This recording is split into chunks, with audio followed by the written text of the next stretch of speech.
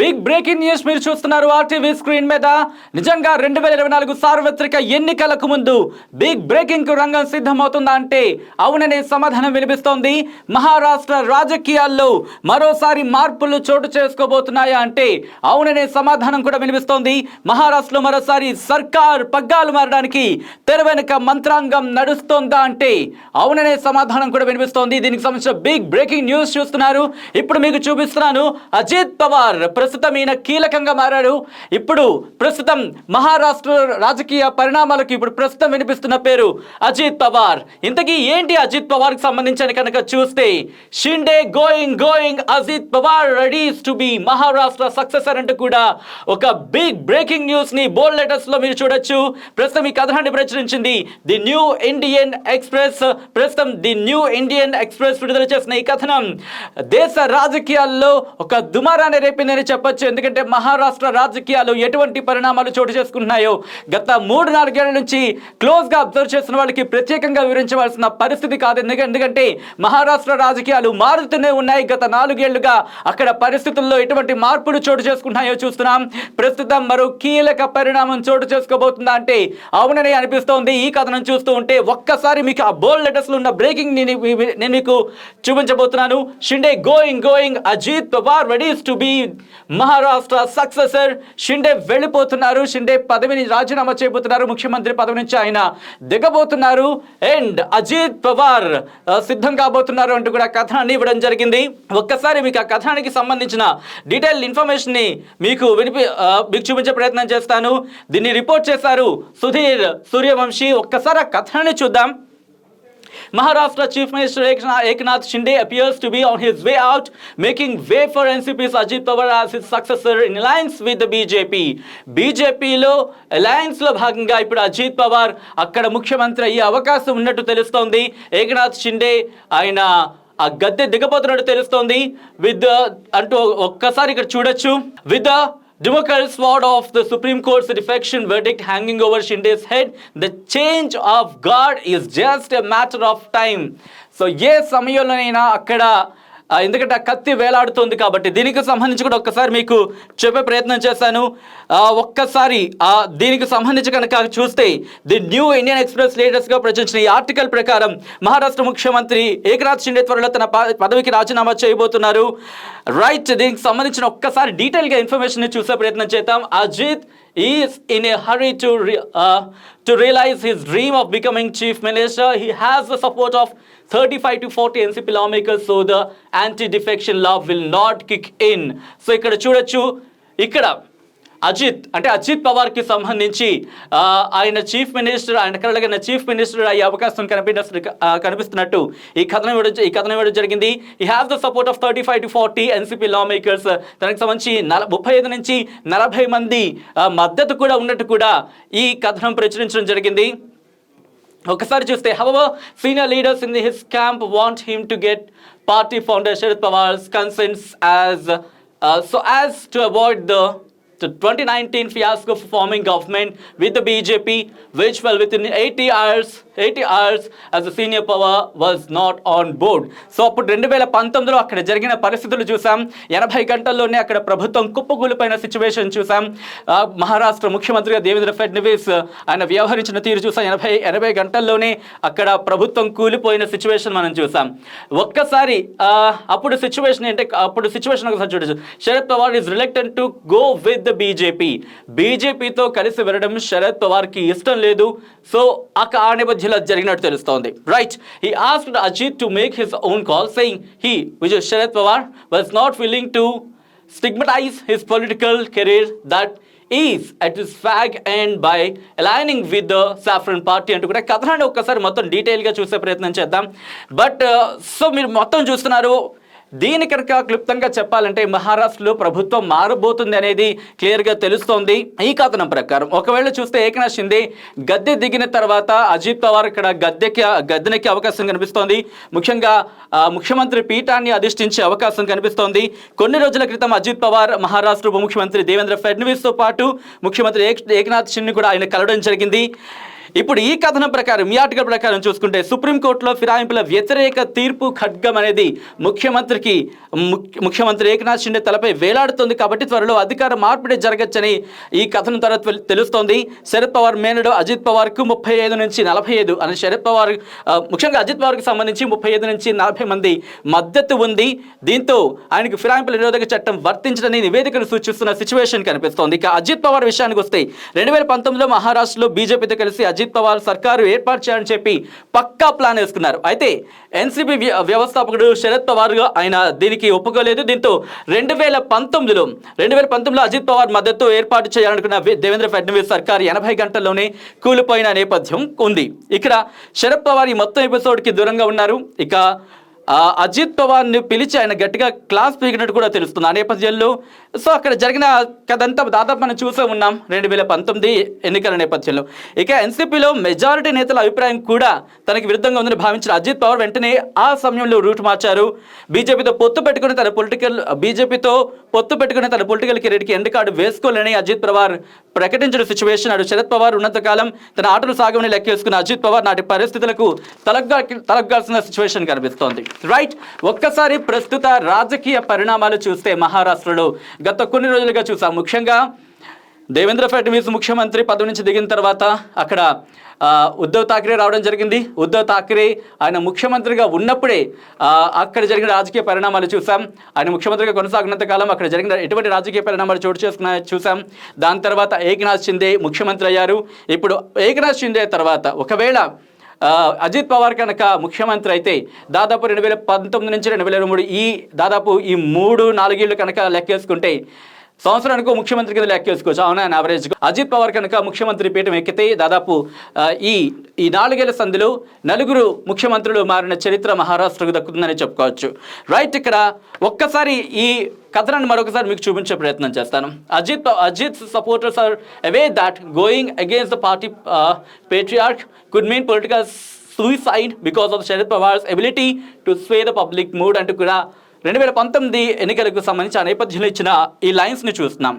Right, ఒక్కసారి ఇక్కడ మరొక కథనాన్ని ఒకసారి దీనికి సంబంధించి చూద్దాం. The BJP is in very difficult situation. The popularity of Uddhav Thackeray and his son Aditya has increased though they last the party name and it's symbol.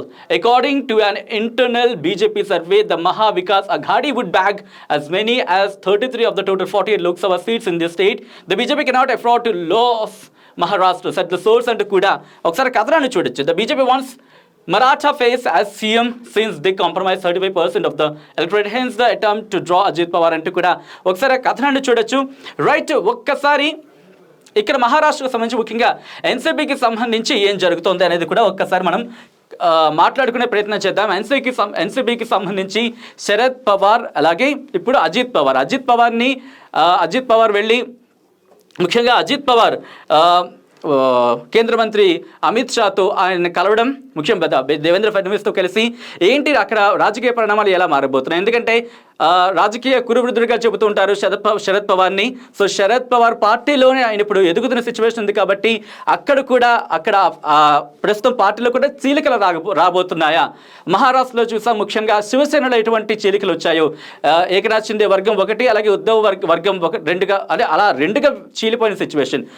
Shiv Sena కాస్త ఉద్ధవ్ వర్గంగా అలాగే షిండే వర్గంగా చీలిపోయిన సిచ్యువేషన్ చూసాం. కాబట్టి ఇక్కడ ఎన్సీపీకి సంబంధించి కూడా అలాంటి మార్పులే రాబోతున్నాయా, అలాంటి పరిస్థితులే మహారాష్ట్రలో ఉద్భవించబోతున్నాయా అనేది కనుక చూస్తే, ఎందుకంటే కొద్ది రోజుల క్రితం మనం చూడడం జరిగింది.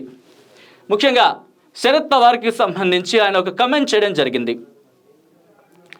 ఇప్పుడు అదానీ విషయంలో జేపీసీ ఎప్పుడైతే విపక్షాలన్నీ కూడా ఒక జాయింట్ కమిటీ ఏర్పాటు చేయాలి అని చెప్పి దానికి సంబంధించి జేపీసీకి పట్టుబడుతున్న నేపథ్యంలో ఆయన దీనికి సంబంధించి అదానికి మద్దతుగా మాట్లాడిన సిచ్యువేషన్ కనిపిస్తోంది.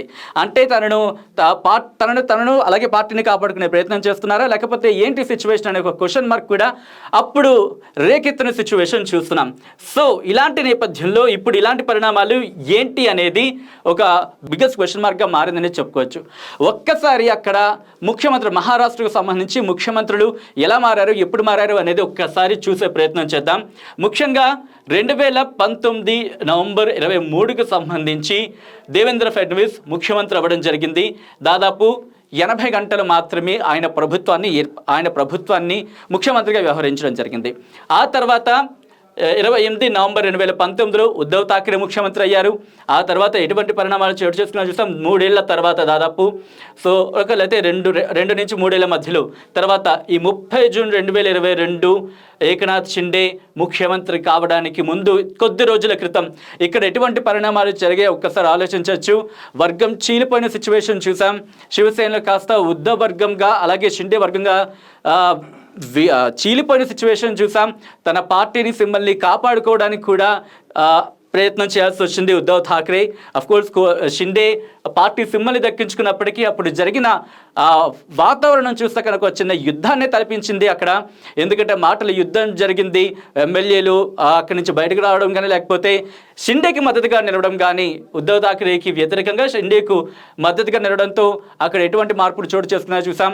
దాదాపు 2 ఏళ్ల కొన్ని నెలల సందర్భంలోనే దాదాపు 3 ఏళ్ళు కూడా పూర్తి కాకుండానే ఆయన ముఖ్యమంత్రి పీఠం నుంచి దిగిపోవాల్సి వచ్చింది, రాజీనామా చేయాల్సి వచ్చింది. ఏకనాథ్ షిండే ముఖ్యమంత్రిగా ముఖ్యమంత్రి పీఠాన్ని దక్కించుకునే సిచ్యువేషన్. సో ప్రజెంట్ సిచ్యువేషన్ చూసుకుంటే కనుక ది న్యూ ఇండియన్ ఎక్స్ప్రెస్ ఇచ్చిన కథనం ప్రకారం ఇప్పుడు ఏకనాథ్ షిండే గద్దె దిగుతున్నారంటే అవుననే సమాధానం వినిపిస్తోంది. ఆ కథనం ప్రకారం అజిత్ పవార్ ముఖ్యమంత్రి కాబోతున్నారంటే కనుక అవుననే సమాధానం కూడా వినిపిస్తోంది ఆ కథనం ప్రకారం. సో నెక్స్ట్ అజిత్ పవార్ ముఖ్యమంత్రి కాబోతున్నారా, ఎలా ఉండబోతుంది అక్కడ ప్రభావం అనేది మాత్రం ఒక $1 మిలియన్ క్వశ్చన్గా మారిందని చెప్పుకోవాలి. సో ఏకనాథ్ షిండేకి సంబంధించి ముఖ్యంగా మనం చూసుకుంటే ఆయన జస్ట్ బిఫోర్ చెప్పుకున్నట్టు ఆయన 30 జూన్లో ఆయన ముఖ్యమంత్రి పదవిని అధిష్ఠించడం జరిగింది 2022లో. ఇప్పుడు దాదాపు ఈ ఏప్రిల్ 2023కి సంబంధించి చూసుకుంటే అజిత్ పవార్ ఆయన ముఖ్యమంత్రి కాబోతున్నారా అంటే కనుక ది న్యూ ఇండియన్ ఎక్స్ప్రెస్ కథనం ప్రకారం అవుననే సమాధానం వినిపిస్తోంది. సో ఈ రాజకీయ పరిణామాలు ఎటువంటి కీలక భూమిక పోషించబోతున్నాయి అనేది ఒక్కసారి చూసే ప్రయత్నం చేద్దాం. ఎన్సీపీ బీజేపీల మధ్య ఇప్పటికే లోపాయికారి ఒప్పందం మొదలైందని చర్చ బాగా సాగుతున్న నేపథ్యం కనిపిస్తుంది. వచ్చే నెల జరిగిన కర్ణాటక ఎన్నికల్లో ఎన్సీపీ పోటీ చేయడానికి కూడా రెడీ కాబోతోంది. సో కర్ణాటకలో కూడా ఎందుకంటే అక్కడ మహారాష్ట్ర కర్ణాటక అనే ఒక మాట వింటూ ఉంటాం. మహారాష్ట్ర బోర్డులోని 40 నియోజకవర్గాల్లో ఎన్సీపీ అభ్యర్థులు బరిలోకి దిగబోతున్నారు.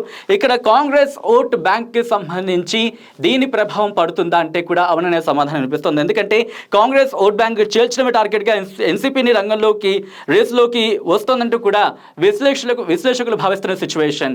సో ఒకవేళ ఎన్సీపీ కనుక కర్ణాటకలో కనుక దిగితే అక్కడ ఎటువంటి పరిణామాలు చోటు చేసుకోబోతుంది. ఎందుకంటే మరాఠీల ప్రభావం ఎక్కువ ఉంటుంది కాబట్టి ఒకవేళ ఎన్సీపీ అక్కడ కనుక రంగంలోకి దిగితే ప్రభావితం చేస్తే కనుక ఆ ప్లేస్ అనేది చాలా ప్రభావం చూపే అవకాశం కనిపిస్తుంది. దేశ రాజకీయాల మీద కూడా ప్రభావం చూసే అవకాశం అయితే మాత్రం క్లియర్ కట్గా కనిపిస్తుంది. అయితే రీసెంట్గా హస్తంలో శరద్ పవార్ కాంగ్రెస్ కీలక నేతలు మల్లికార్జున ఖర్గే అలాగే రాహుల్ గాంధీతో భేటీ అయ్యారు. ఈ మీటింగ్కి ఎన్సీపీ సీనియర్ నేత ప్రఫుల్ పటేల్ మిస్ అవ్వడం జరిగింది. అయితే మరో సీనియర్ నేత ఎన్సీపీకి సంబంధించి సునీల్ తత్కరేతో బీజేపీ కూటమికి అజిత్ను తీసుకురావడంలో కీలక పాత్ర పోషిస్తున్నారని మహారాష్ట్ర రాజకీయ వర్గాల్లో చర్చ నడుస్తోంది. బీజేపీ ఇప్పటికే శివసేనను రెండుగా చీల్చిన సందర్భంగా మనం చూస్తున్న సిచ్యువేషన్ ఉంది. కాబట్టి ఇక్కడేం జరగబోతుంది అనేది కీలక పరిణామం. ఇక అలాగే తాజాగా చూసుకుంటే ఎన్సీపీ కూడా బ్రేక్ అయితే పవర్ బలం తగ్గిపోతుంది, బాగా తగ్గిపోతుంది. ఇదే జరిగితే మహారాష్ట్రలో బీజేపీని మరింత పవర్ఫుల్గా మారబోతుంది అంటే కనుక అవుననే సమాధానం కూడా వినిపిస్తుంది అన్నమాట.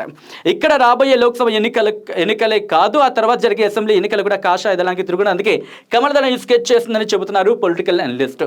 సో ముఖ్యంగా ఈ పరిణామాలు చూస్తూ ఉంటే కనుక మనం జస్ట్ బిఫోర్ చెప్పుకున్నట్టు మహారాష్ట్రలో శివసేనకు సంబంధించి ఎలాగైతే రెండుగా చీలిపోయిన తర్వాత ఆ చీలికను బీజేపీ తనకి అడ్వాంటేజ్గా ఎలా మర్చుకుందో, లేకపోతే ఆ చీలికకు స్కెచ్ వేసింది బీజేపీ అనే ఆ మాటను సపోర్ట్ చేస్తూ అక్కడ జరిగిన పరిణామాలు చూసాం. కాబట్టి ఇక్కడ కూడా ఎన్సీపీలో కనుక 2 వర్గాలుగా చీలితే దాన్ని బీజేపీ ఎలా అడ్వాంటేజ్ తీసుకుంటుంది, రాజకీయాల్లో కురువృదురుగా భావిస్తున్న శరద్ పవార్ దీన్ని ఎలా ఢీకొంటారు.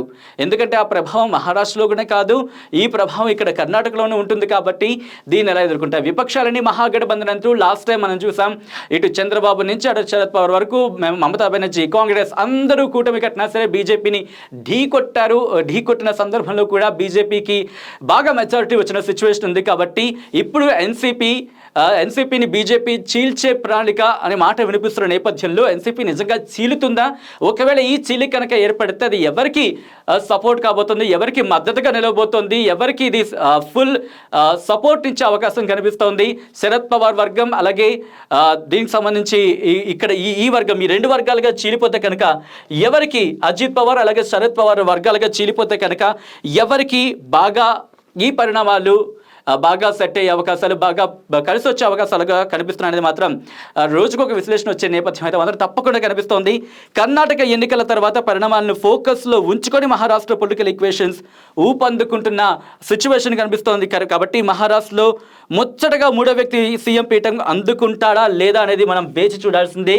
ప్రస్తుతం ది న్యూ ఇండియన్ ఎక్స్ప్రెస్ అందించిన ఈ కథనం ఒక్కసారి రాజకీయ వర్గాలను కాదు దేశం మొత్తంలో ప్రకంపనలు సృష్టించిందనలో ఎటువంటి సందేహం లేదు. ఎందుకంటే మహారాష్ట్ర రాజకీయాలు అలాంటివి, అక్కడ జరుగుతున్న పరిణామాలు దేశం మీద కూడా ప్రభావం చూపిస్తాయి. మొన్న కూడా తెలంగాణ ముఖ్యమంత్రి కేసీఆర్ అనడం జరిగింది మహారాష్ట్రలో బీఆర్ఎస్కు మద్దతు ఉందని చెప్పి. సో అక్కడ అర్థం చేసుకోవచ్చు మహారాష్ట్ర ఎంత కీలకమో. మహారాష్ట్ర కావచ్చు, యూపీ కావచ్చు, అక్కడ జరిగే ఎలక్షన్స్ కానీ అక్కడ జరిగే పరిణామాలు కూడా దేశవ్యాప్తంగా మహారాష్ట్ర, ఢిల్లీ అలాగే కర్ణాటక రాబోతున్న ఎలక్షన్స్ ఇవన్నీ కూడా ఒక్కసారి దేశ రాజకీయాల ప్రభావం చూసే అవకాశం కనిపిస్తోంది. కాబట్టి నెక్స్ట్ ఏం జరగబోతోంది? ముఖ్యమంత్రి పదవి నుంచి షిండే దిగబోతున్నారా? అలాగే అజిత్ పవార్ ముఖ్యమంత్రి పీఠాన్ని అధిష్ఠించబోతున్నారా? మహారాష్ట్రలో ఏం జరగబోతోంది? ఎన్సీపీకి సంబంధించి కూడా చీలిక రాబోతోందా? శరద్ పవార్ వర్గం అలాగే అజిత్ పవార్ వర్గంగా చీలబోతోందా? జరిగితే ఎవరికి ఇది సపోర్ట్ కాబోతోంది? ఆ తర్వాత జరిగే పరిణామాలు ఏంటి? ఎవరికి ఇది బలం చేకూర్చబోతోంది? ఎవరికి సపోర్ట్గా నిలవబోతోంది? అక్కడ పరిస్థితులు ఇంకా ఇతర రాష్ట్రాల మీద ఎటువంటి ప్రభావాన్ని చూపిస్తాయి?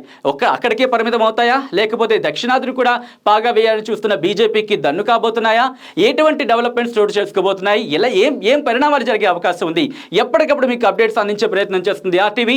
Keep watching RTV.